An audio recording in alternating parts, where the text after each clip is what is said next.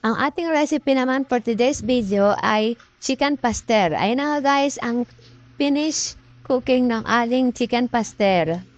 Wow, sobrang sarap at creamy siya guys.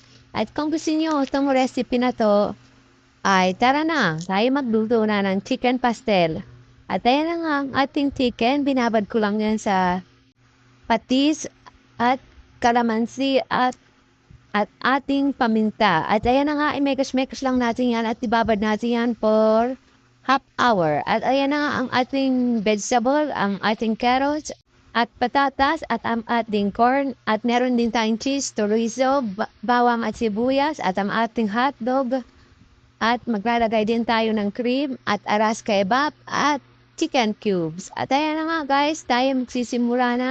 Una ay piprituin muna natin ang ating mga vegetable, ang ating carrots,